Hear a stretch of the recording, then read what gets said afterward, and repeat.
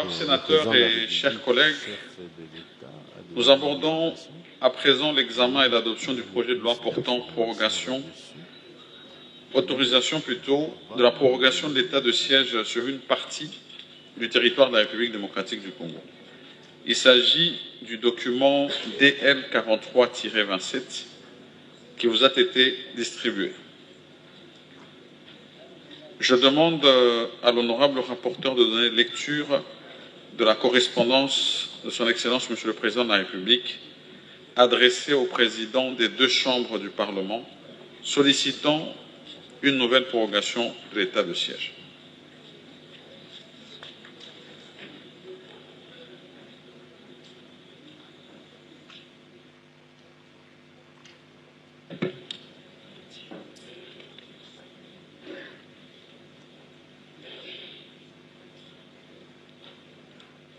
Aux honorables présidents de l'Assemblée nationale, présidents du Sénat, tous à Kinshasa Lingwala, avec copie transmise pour information à Madame la Première ministre, chef du gouvernement, hôtel du gouvernement, concerne autorisation de la prorogation de l'état de siège.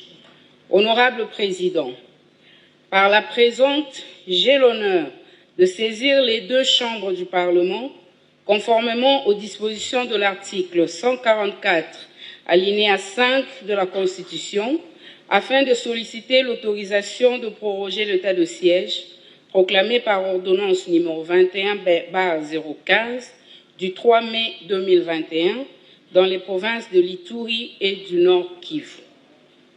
Il importe de rappeler que l'instauration de ce régime exceptionnel répondait à l'impérieuse nécessité de rétablir la paix et la sécurité dans la partie est de notre pays, précisément dans les deux provinces précitées, en proie depuis plus de 2 décennies à des violences multiformes perpétrées par des groupes armés tant locaux qu'étrangers.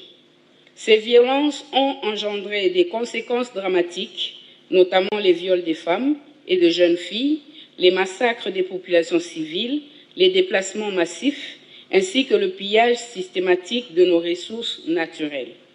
Conformément à l'article susmentionné de la Constitution, l'état de siège doit être prorogé tous les 15 jours sur autorisation de l'Assemblée nationale et du Sénat, saisis par mes soins à la suite d'une décision du Conseil des ministres. La prorogation actuellement en vigueur, autorisée par la loi numéro 25/025 du 21 avril 2025, arrive à échéance le 6 mai 2025. En raison de la nécessité de consolider les acquis des opérations militaires déjà menées et de permettre à nos forces de défense et de sécurité de poursuivre efficacement leur mission de pacification dans les zones encore instables, notamment en raison de la présence persistante des forces négatives telles que les terroristes M23/AFC, soutenus par le Rwanda, le gouvernement, lors de sa 41e réunion ordinaire du Conseil des ministres, tenue le vendredi 25 avril 2025, a décidé de solliciter une nouvelle prorogation. Au regard de ce qui précède, je prie donc les deux chambres de bien vouloir autoriser cette prorogation de l'état de siège. Je saisis cette occasion pour inviter Madame la Première ministre, chef du gouvernement qui me lit en copie, à prendre les dispositions nécessaires afin de vous transmettre le projet de loi y afférent. Veuillez agréer, honorable président, l'expression de ma considération distinguée. Faite à Kinshasa le 28 avril 2025, Félix Antoine Tshisekedi Tshilombo. Merci. Honorables sénateurs et chers collègues, vous venez de suivre la lecture de la correspondance de son Excellence Monsieur le Président de la République, le chef de l'État. Et je signale que nous allons examiner ce projet de loi sur base de l'article 130, alinéas 2 et 3 de notre règlement intérieur.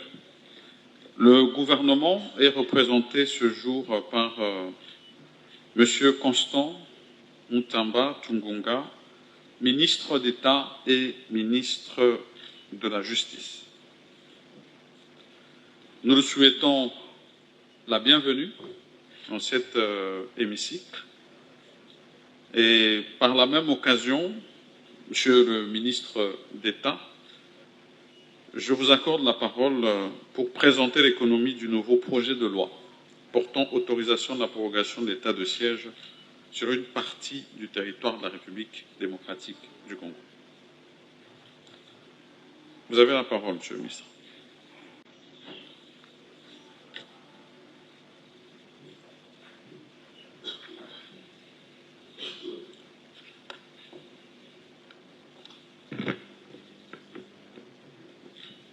Merci, honorable président du Sénat, pour la parole m'accordée.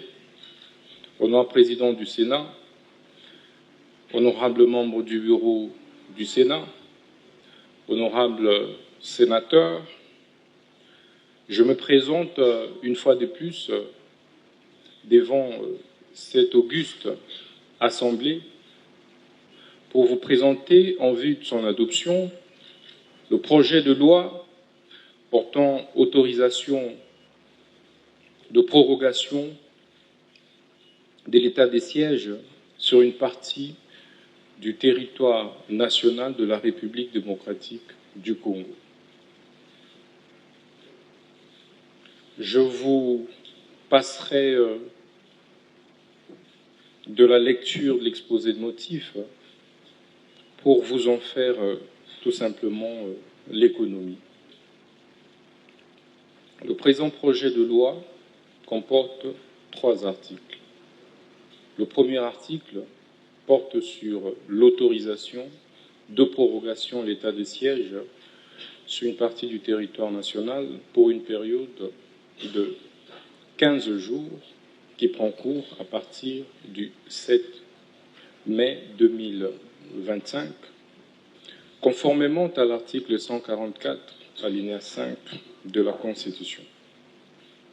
Le deuxième article, quant à lui, porte sur l'abrogation des dispositions antérieures contraires.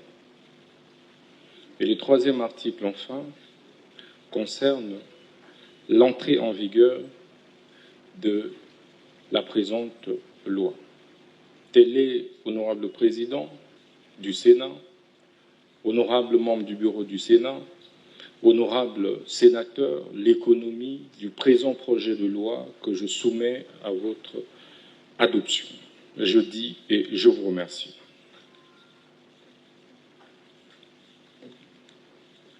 Merci, Monsieur le ministre d'État et ministre de la Justice.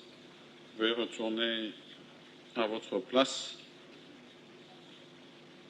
Honorables sénateurs et chers collègues, vous venez de suivre l'exposé du membre du gouvernement.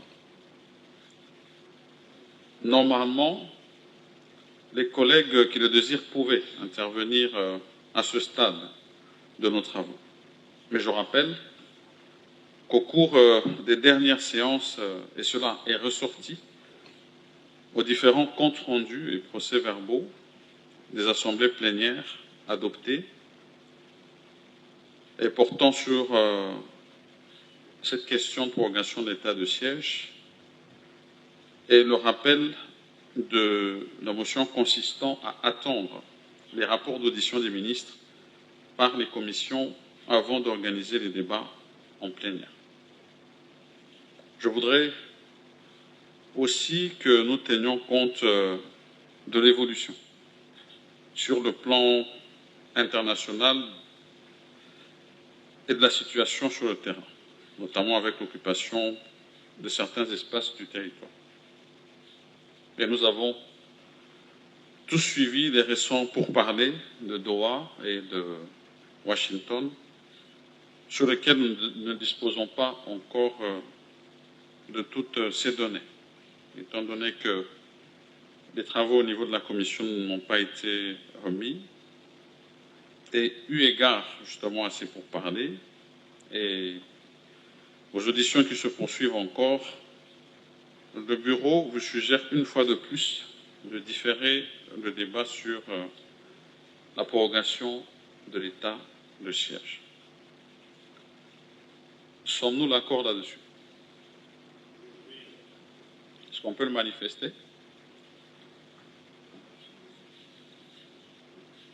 Merci. La majorité s'étant exprimée, nous allons continuer nos travaux.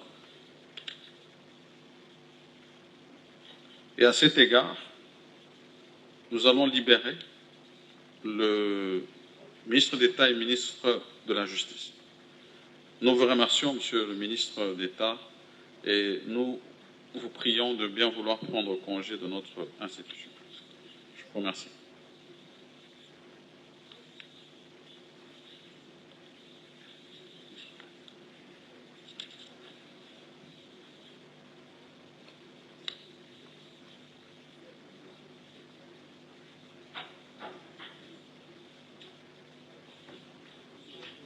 Honorables sénateurs et chers collègues, oui, honorable Bomanissa. Oui, honorable président, merci. Motion de procédure. Je voudrais qu'on donne un délai, parce que sinon on va tout le temps reconduire d'attendre ce rapport. Parce que je vois par exemple, j'avais transmis déjà en date du 22 novembre quelques annotations justement pour cette commission, pour qu'elle puisse travailler là-dessus, ensemble avec les membres du gouvernement, sur une procédure qui devrait déjà être celle de désengagement progressif tel que déjà proposé par le chef de l'État et mise en application aussi. Mais ça doit être assis sur une loi d'application de l'état de siège comme le demande la Constitution. Aujourd'hui, on fonctionne sans une loi d'application de l'état de siège. Donc, c'est vraiment un travail qui est urgent pour que tous les mécanismes de fonctionnement des provinces sous cet état de siège puissent revenir à la normale.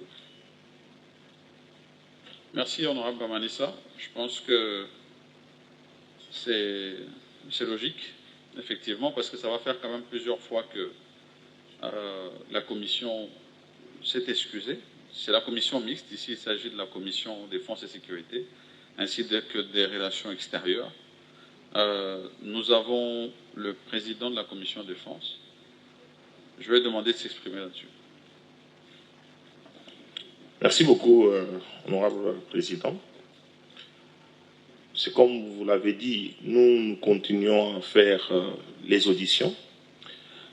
Les évolutions sur terrain, avec tout ce qu'il y a comme pour parler des droits et des accords des États-Unis, demandent que nous puissions absolument auditionner la ministre d'État, ministre des Affaires étrangères, mais qui n'est pas présentement, elle bouge trop.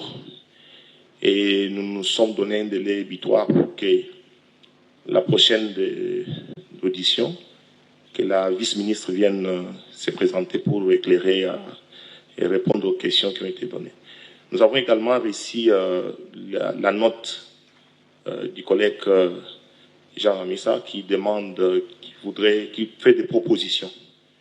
Et nous avons répondu, je crois qu'il va avoir la réponse pour qu'il vienne également éclairer l'interne de la commission, puisque la proposition ou les projets de la loi sur l'état des sièges devraient se faire avec l'accompagnement du gouvernement. Ce n'est pas à nous. Je crois que la dernière plénière, les collègues Lutundu Ayi à intervenir autour de ça.